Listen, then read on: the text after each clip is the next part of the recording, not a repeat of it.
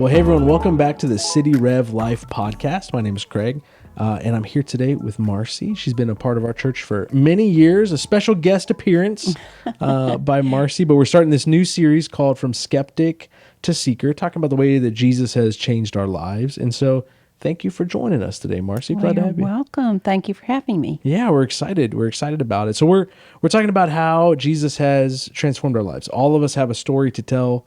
God works in all of our lives, especially now as an adult, anyone who's kind of now making their own decisions and walking with Jesus on their own. There's reasons for that, right? There's things that they've seen God do in their life, a way that Jesus has worked in their life.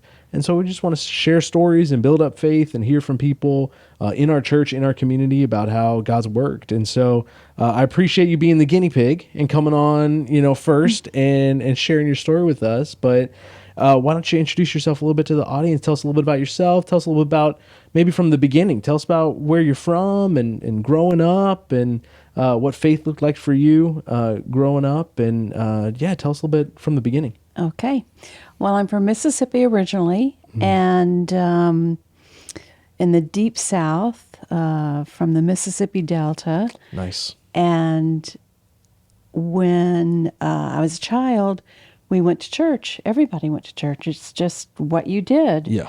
And it was part of the culture, and nobody questioned you. Nobody, it was always, oh, where do you go to church? And everybody had an answer, Right. Because everybody went to church. But I was never shown really how to have a personal relationship with Jesus Christ. So I went to church because it's what you do. Right. So when I was on my own, though, in college, I veered away from that. It wasn't, I didn't go to college thinking I'm going to find a church. It wasn't on the forefront of my mind like it is for some young people that I meet here, and they're very much into the Christian life and finding a place that's, a priority for them. Right. And I just love that. I love hearing it. I admire them so much. It was as far from my mind as you can get. Yeah. When you were growing up in church, was it kind of like Sundays and Wednesday? Were you guys very active? Were you going really regularly? Every Sunday, I was active in the youth.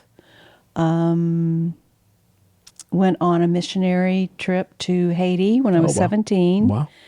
So I was very much walking the walk. Yes. So much. Yeah.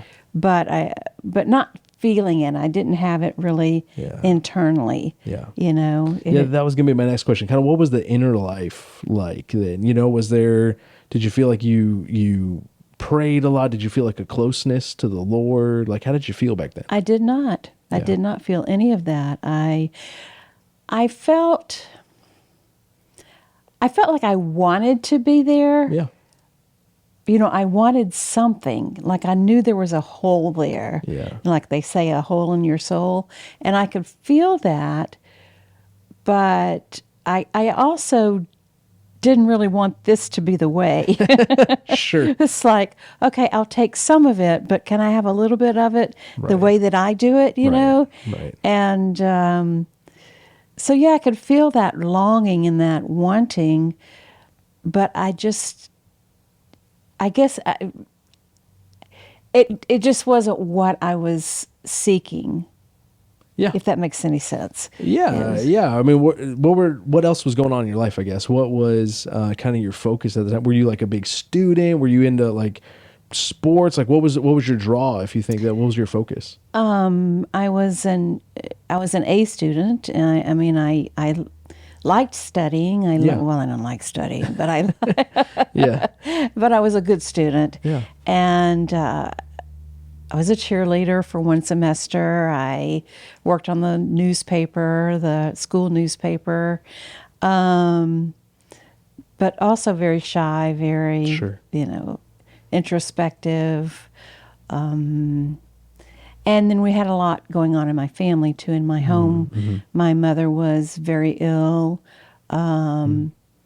She had some mental health issues. She dealt with depression. She dealt with horrible migraine headaches and kind of an abuse of, Yeah. medications. Yeah. So Yeah. it really put a shadow over the whole family because everything was about her and what was going on with her, and the house was just very quiet and dark, and there just wasn't a lot of upbeat. Yeah. You know. Yeah. So is that kind of what you were looking for then when you were going away? Did you go away to school? Did you kind of go out I on your did. own? Okay. And so what do you think? When you think back to who you were at that time, what were you looking forward to? What were you looking for? They dropped me off at school, and I was like, hallelujah, I am on my own. Sure. Yeah. Katie, bar the door because Yeah. here I am. I'm And good. Yeah. I'm Yeah. ready Yeah. to have fun. Yeah. Yeah. So Yeah. And so you got involved there and you got involved in different things. in college, Yeah. What was college not like? really. It was more, again, I was a good student. I cared Yeah. about my grades. I cared about doing well, but I also started partying Yeah. a lot. Yeah. Yeah. A lot. So you can say my hobbies were studying and partying, and That was it. sometimes at the same time. That was it. That was it. That filled up your time. Yes. Yeah. And so your faith at that time, it was just kind of on the back burner or something not you're thinking about. There was no faith. Gotcha. None. Gotcha. So I guess just tell us the story then. Did you see God work in your life in that time? What's the story? How did God move in your life?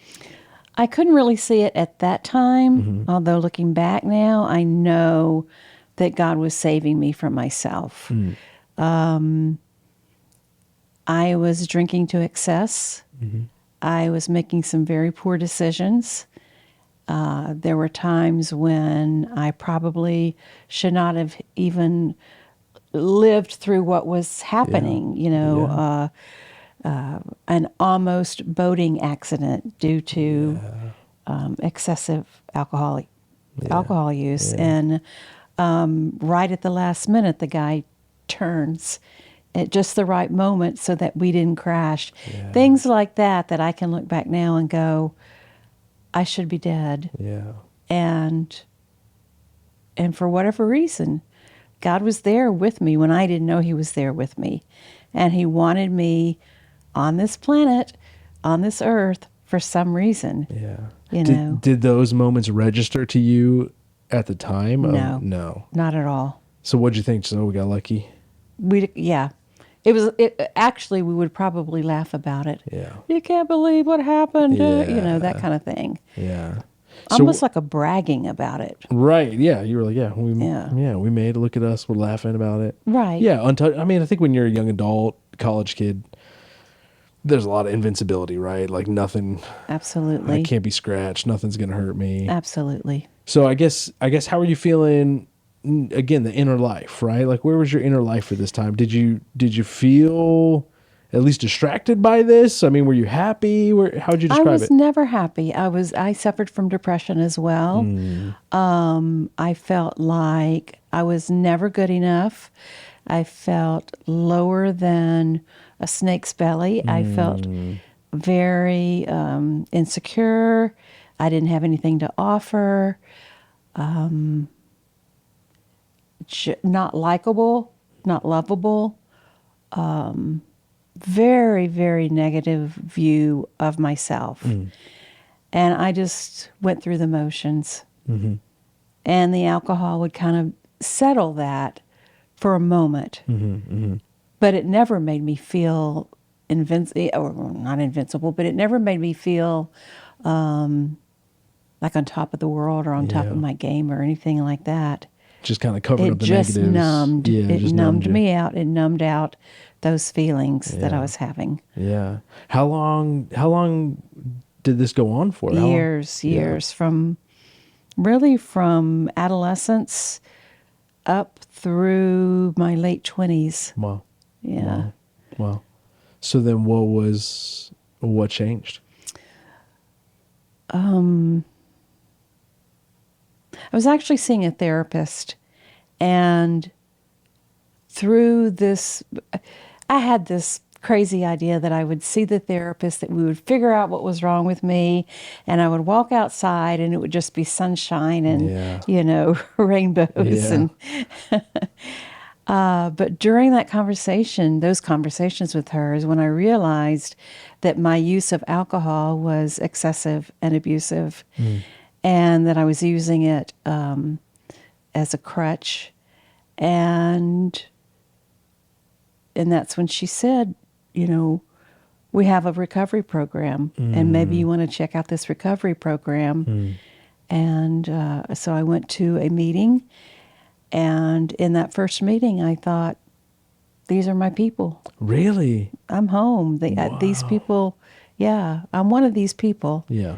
This is not just a mild-mannered, maybe once in a while I drink too much. This was Yeah. excessive use Yeah. of alcohol to numb me out. So were you recognizing that in your world? Were you thinking like, oh, this is more than normal, this is a problem? Or was it just when the therapist pointed that out that it really I clicked? think it's more when she pointed it out. I may have had an inkling from time to time, but not enough to really try to find a solution for it. Yeah. It was when she and I started talking, and then I went to the meeting and went to more meetings, and I heard people talking and feeling and acting and all the behaviors Yeah. that I had gone through myself, and I identified so much. Yeah. And I just knew then, I didn't want to be. Yeah. I think nobody grows up and says, "Oh, I think I'll go to recovery when I grow up," Yeah. But yeah, I knew that's where I belonged. Yeah. Yeah. Were you, I guess you say like, hey, I knew these are my people. And so you knew like, okay, this is something that I'm going to deal with. Was it like, was there fear there? Was there anxiety there? How'd you feel? Well, it's so interesting because I would go to I never had a DUI. I never, there are people that go through just Right. horrible, horrible situations, divorces and not being able to have relationships with their children, whole and life. just Yeah, it could fall apart. horrible. Yeah. None of that happened to me. So here I was taking myself to these meetings, and I would be crying, just crying. I can't believe I could even get to the meeting. I was crying Yeah. so hard Yeah. while I was driving. And I know that it was just God entering into my life. I didn't really know it at that time, but I knew that it was God getting me to these meetings Yeah. to hear what I needed to hear. Yeah. So then what happened next? You're going to the meetings, and was it working? Were you finding success? I was. Yeah. Okay. I was. Things were Still getting better. wasn't happy. Yeah. Still crying a lot. Still Yeah. depressed. But the big thing about recovery is they say it's a spiritual malady, and the solution is spiritual. Interesting. So- yeah. In order to recover, then you must believe in a power greater than yourself. Now, for some people, they just choose anything to be a power greater than themselves, which I did in the beginning, but I may be getting ahead of the. No, but you're good. You're good. Yeah. In the beginning, I probably did that, but as the years went on, and I started going back to church, and at some point, it became, my relationship with God became more of the relationship of my childhood, and where Jesus was the Son of God. He came, came to earth to save us, and it became more about that than just this spiritual kind of universal, Yeah. something beyond ourselves. Kind of more abstract and more. Yeah. It was more definite, more. Do you have any memories from those early days back at church? Kind of what you were processing or what you were feeling, what was going on in your head when you were starting to seek God again? I felt relief. I felt, I think I felt home again, Yeah. you know. It's hard to remember exactly that whole process, but I just remember thinking that, yeah, this is it. This Yeah. is, I don't need a lot of answers out there. Yeah. You know, I mean, Yeah. there's a lot of stuff out there. Yep. It's like everything I need is right here. So did God use any other people in your life at that time? Were there people that played a part in that story? Do you remember anybody really, really important during that time of your life? My husband, Yeah. and can I name names? Yeah. Yeah. Jim and Peg Nations, Yeah. Sure. who you know well, Yeah. and they were huge, huge in our lives Yeah. for helping us walk that path back to, you know, back to Jesus. Yeah. And finding God. Yeah. I guess like for me, I'm always interested when I think about, especially like your story of someone who you grew up in church. And so I'm sure, and you said you were part of the youth group and you went on mission trips, and I'm sure you did Bible studies and sang songs. And, if someone would have asked you kind of what did Jesus do, you probably could have shared, the basics of the gospel. He died on the cross for our sins, and some of those basic facts. But then as you come back to your faith as an adult, I guess, and maybe it can be hard to pinpoint. So maybe I don't want to put you on the spot if there's not one moment there, but did it ever feel like something new clicked or something new was different? What was different about this time as opposed to when you were a child and growing up in it? I remember one time being at church and just being just feeling passionately this love Yeah. of Christ, Yeah. and just being so overwhelmed by it.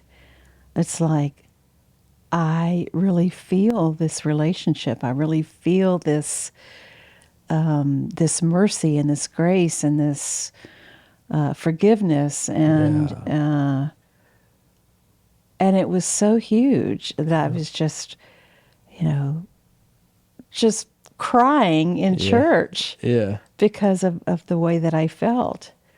Like so- being so in love with Jesus is how it felt. Yeah, and kind of maybe experiencing it in a new way, right? It sounds like Right. you're, experiencing it in a personal way. And I mean, I hear that story a lot, and I've had similar experiences in my life too, right? Where it's like things I've heard about and knew conceptually. And then now it's like, okay, I've experienced the love of God in my life. I've experienced his mercy and his grace. I remember talking to a lady one time, and she was just telling me about, she had grown up in the church, and she was talking about really the moment that she really caught fire in her faith. And she talked about how just something clicked in her, and she was running around, and she was talking to like friends and family members, and just running around telling people like, Jesus died for me. Jesus died on the cross for me. And everyone was like, yeah. And she was like, no, do you understand? He died for me, and sometimes it's just stuff that we've heard before, we've experienced before, but we experience it in a new way. Right.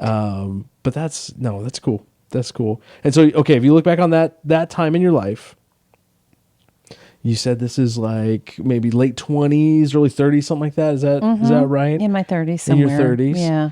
And you start coming back, experiencing God in a new way. Did you see this renewal of faith? Did you see this impact your life in other ways? I'm not sure how to answer. Okay. Impact my life in other ways. Yeah. You mean like when you think back to who you were, I guess maybe at your low points, right? Mm-hmm. And who you started to become, or maybe even fast forward to who you are now. How have you seen, like, how's that faith changed you as a person? I certainly view myself differently now. Okay. I view myself as someone likable or lovable. Yeah. And that was very different for me. There was a confidence that I started to have that I never had before. looking to serve other people instead of just waiting to be served. Yeah. So there was a selfishness and a self-centeredness that I had that's, not as bad as it used to be. I'll put it that way. Sure. We're all works in progress. Sure. Just the whole book of James, it's my favorite book. Yeah. It's just a way of living, Yeah. that I aim for. Not being bitter, not gossiping, not all of the things it talks about. It's difficult. Yeah. On some days it's difficult. But just going to the Lord and asking, please help me with this because I don't want to do this anymore. Where gossip, I come from a family of huge gossipers. Yeah. I mean, if we weren't gossiping, we didn't have anything to talk about. Sure. I don't want to be that person. Yeah. So I asked God to please take this away from me, just things like that that have had a huge impact. Yeah, and on I'm my sure that life. must have overflowed into like your relationships, your friendships, right? Like even seeing some changes. Did anyone around you comment or talk about the changes that have happened in your life? They did, actually. What did they say? They said, "Are you going to the gym or something?" You're like, no. But they saw this. Yeah. I don't know how to describe it. Kind of I don't know. It was just more upbeat, I guess, Yeah. or more lively, more open, and Yeah, I'm sure. smiled more. I smiled more, and so Yeah, I'm sure the very different from what you were saying as a child, right? Where it's kind of quiet and dark, a different Yeah. outlook on life, and a Yeah. different just even people looking in could see that. Right. That change. I Right. think that's powerful the way that God can work in that way. And so I guess as you look back now, and I think anybody who has been walking with Jesus for a long time, if you ask them like, hey, if you could go back and say yes to following Jesus again, everyone would be like, yeah. Yeah, of course. But I guess as you reflect back, like what are you grateful for that Jesus has done? Like when Oh you my think back gosh. to how he's changed your life, what comes to mind? oh my gosh, I everything. I wouldn't be here. I Yeah. would not be here, for one thing. So there's evidently my work here is not finished on Yeah. earth. Yeah. So what is my purpose? Is to serve others, to serve God, to I'm just so, when I say my prayers at night and I say, thank you for our blessings, and I say that every night, like a Yeah. rote Yeah. kind of thing. Yeah. But when I say it, I really mean it. Yeah. I mean, I really feel that I have been so blessed beyond measure. And I say that every night. I thank him every night for that. Yeah. Gratitude and purpose, I feel Yes. like, are two of kind of that higher gear of following after Jesus, where you're just like, this is something I can access now that I couldn't access before. Just this Exactly. deep gratitude of the Lord's provision and trust and the confidence that he's there for me. Mm-hmm. And then a clear purpose, right? Of, hey, it's not just the mundane day to day, what can I get out of life? But now I can turn and focus on others.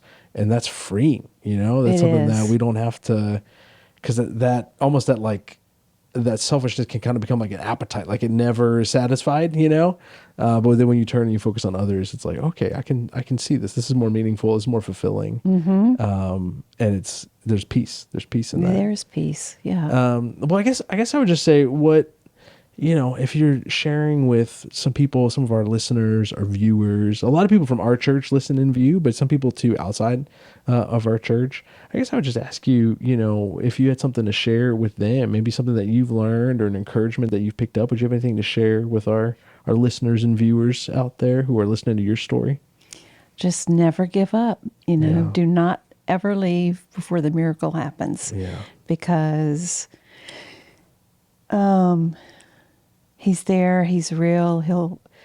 You'll have a fulfillment in your life that you just cannot have it. Yeah. I don't think, Yeah. without Christ in your life, without Christ's love and mercy and forgiveness. It's, a lot of people who are not followers, are not believers, and when tough things happen, where do they go? Yeah. I don't know. I don't know where they go. Yeah. I mean, I used to go to the bottle. That's Yeah. not an option, nor do I want it to be. Yeah. So, yeah. It can provide something that a strength, a comfort. Yes. That, I just think about that Matthew 13:44, where Jesus says, the kingdom of God's like a treasure hidden in a field, and he who finds it in his joy goes and sells everything that he has to purchase that field. And as I walk with Jesus more, the more I resonate with that parable and that story of just, okay, this life of faith of walking with Jesus is worth more than anything I can find here on earth. And Yes. it's in different ways. He kind of loosens our grip on things, but it's that kind of stuff. It's purpose, it's meaning, it's comfort in times of need, it's strength to go on, peace. Yes. That stuff you can't find, out drinking with your friends, right? Like it's No, you're not going to find it out there for sure. I tried. Yeah. For 15 years. Yeah. I tried. Yeah. It's not there. And the fun, you mentioned the strength, and it's funny because I used to think that people who believed in God Yeah. were weak. Yeah. They're Yeah. weak. Yeah. Little did I know it's completely the opposite. Yeah. So, Yeah. Yeah. There's that saying, the criticism, right? That it's faith is a crutch, I was thinking about that Right. the other day too. And it's like, I heard somebody be like, well, I need a crutch, there are Yeah. times where I feel like I'm falling down, Right. and I need someone to pick me up. But it's true. It's true. There's a strength there that's found in following Jesus that we can't find on our own, and no, we you can't find it anywhere else. yeah, in other places in the world. And it's the part that is kind of hard for me, right, to close that gap is like, I feel like I talk to people who've experienced it, and you're like, yeah, I totally get it, right? And it's just how to verbalize it and share it with someone who's on the other side, kind of maybe dipping their toes in the water of faith. And all I can do is just encourage people to jump in, Right, exactly. to seek the Lord and see what he can do in your heart and how he goes to work on our inner life and changes us. And then you start to find kind of these treasures of following Jesus that maybe aren't as apparent on the outside, but then when you take a step in, you're like, oh, okay, this is what all those crazy people are talking about, right? Right. Like they're always smiling all the time. They're always talking about this new life. They're always talking about this new hope. And you're like, okay, I kind of see where they're coming from now, Exactly. So yeah, I would just say that too. Just give them a chance, Yeah. Yeah. Well, thank you, Marcy. Thank you for sharing your story with us. I appreciate you. It takes a lot of courage to do what you do, to share your story and be vulnerable and open up. So thank you. Thank you for the You're time. very welcome. And for those out there watching and listening, thank you guys for joining us, and join us next time on the City Rev Life podcast. Thank you so much for listening to the City Rev Life podcast. Feel free to subscribe and leave a rate and review. We love it when you share it with your friends on social media, so don't forget to tag us at cityrev.church. If you're interested in more resources, download our City Rev Church app and follow us on social media. Have a great day.